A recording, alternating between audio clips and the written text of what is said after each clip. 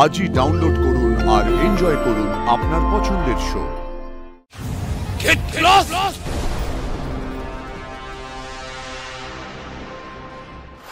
এই নিন। আবার এইসবের কি দরকার? না না, একটা ভালো খবর দিতে এসেছি, মিষ্টি মুখ তো করাতেই হবে। ধরুন ধরুন। আর এই ভালো খবরটা দিতে আসতে পারলাম শুধুমাত্র আপনাদের জন্য।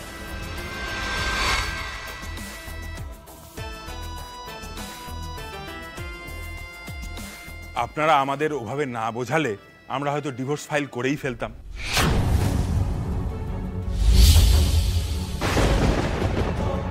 আমাদের সম্পর্কটা হয়তো বাঁচতই না, শুধু আপনাদের জন্য আমাদের সম্পর্কটা এই যাত্রায় বেঁচে গেল। Thank you so much. সর্বনাশ! হে বাবা ভুবনেশ্বর, এরা তো সবই বলে দিচ্ছে।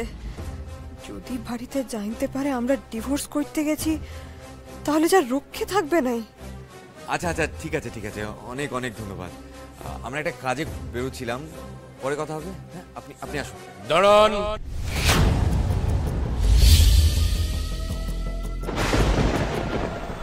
যা ভেবেছি, যেখানে বাঘের ভয় সেখানেই সন্ধ্যা হয়। এবার তো দাদু ছাড়বে নাই। বড় বৌমা, ওনাদের চা জল মিষ্টি দাও। হাজার হোক ওনা আমাদের অতিথি। হ্যাঁ বাবা। না না প্লিজ, আমরাও এখনই বেরিয়ে যাবো, আমাদেরও একটু কাজ আছে। হ্যাঁ, সে তো কাজ থাকতেই পারে, আপনাকে যেতেও হবে। কিন্তু যাওয়ার আগে একটু কাইন্ডলি বলবেন যে ডিভোর্স লয়ারের চেম্বারে ঠিক কি হয়েছিল? ওরা আপনাদের জুড়ে দিয়েছে মানে এটা, মানে পুরোটা যদি একটু খুলে বলেন তাহলে খুব ভালো হয় আমার পক্ষে। অ্যাকচুয়ালি আমাদের বিবাহিত জীবনে কিছু প্রবলেম চলছিল, সেই জন্য ডিভোর্সের জন্যই আমরা লয়ারের কাছে গেছিলাম। কিন্তু ভাই, উকিল বাবুর কাছে শুনলাম আপনারা ওনাকে ডিভোর্সের জন্য গেছিলেন।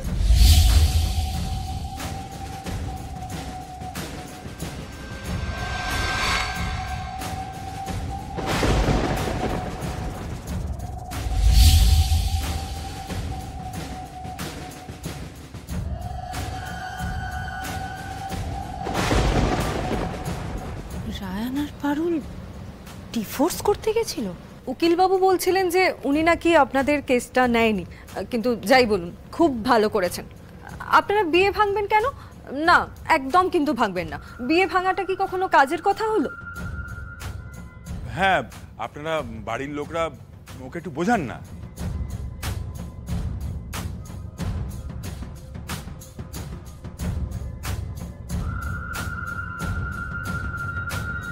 তাহলে আমরা এখন আসি। আলাপ হয়ে ভীষণ ভালো লাগলো, পরে আবার কথা হবে। ভালো থাকবেন, নমস্কার। আচ্ছা আজ তাহলে আসছি। হ্যাঁ হ্যাঁ, আসুন আসুন।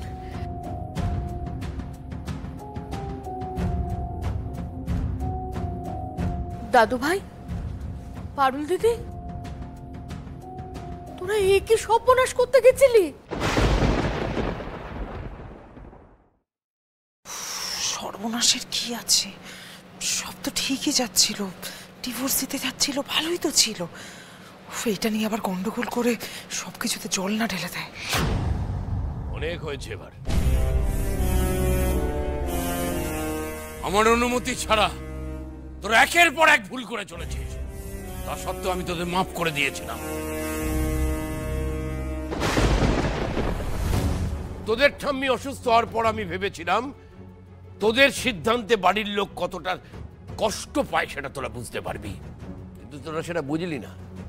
তোরা বিয়ে ভাঙার সিদ্ধান্তে অটল থাকলি, এমনকি তোরা ডিভোর্স লয়ারের কাছে চলে গেলি। আর কি করতাম দাদু, আমাদের তো একটা রাস্তা বের করতেই হতো। তোমাদের নিজেদের সিদ্ধান্ত নিজেদের নেওয়ার খুব শখ, তাই না? তাই তো?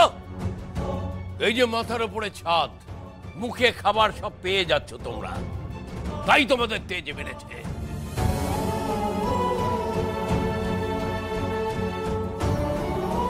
তাই আমার বাড়িতে দাঁড়িয়ে আমার বিরুদ্ধে একের পর এক সিদ্ধান্ত নিয়ে যাচ্ছ তোমরা।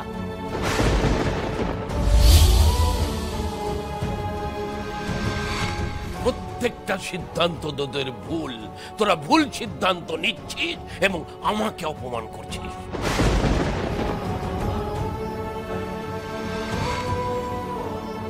আজকে একটা বাইরের লোকের কাছে আমায় জানতে হলো যে তোদের ভবিষ্যতের কথা ভেবে যে বিয়ে আমি নিজে দাঁড়িয়ে দিয়েছিলাম সেই বিয়ে ভাঙতে তোরা লয়ারের কাছে গেছিস।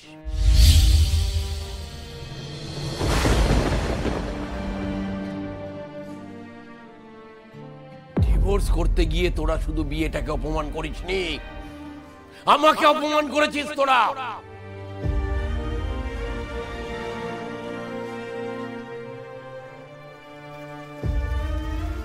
এই বিয়ের সাথে জড়িয়ে থাকা প্রত্যেকটা মানুষকে অপমান করেছিস তোরা।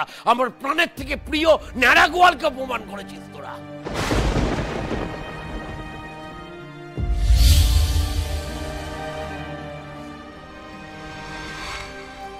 নিজেরা নিজেদের মতো বুঝে নিবি তো? ঠিক আছে, যা বেরো,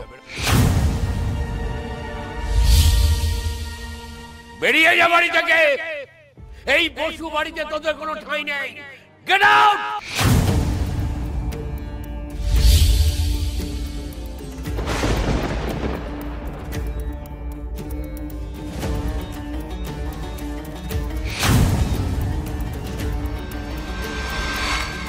ওগো ওগো, তুমি কি বলছো? তুমি একটু মাথা ঠান্ডা করো। খবরদার, কেউ আমার ওপরে কোনো কথা বলবে না।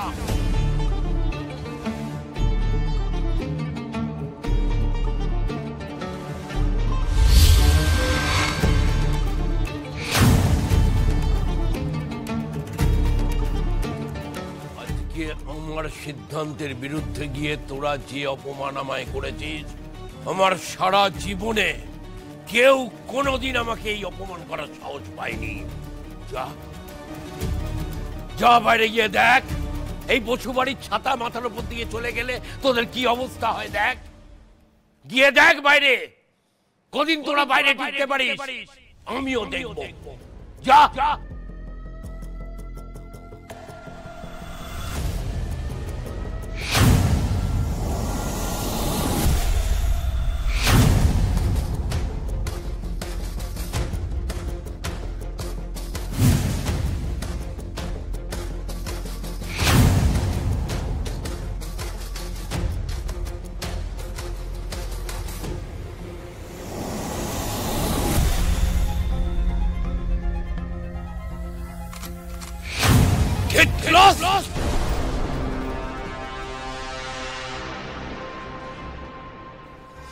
এইবার তোমরা বুঝবে কত ধানে কত চাল হয়।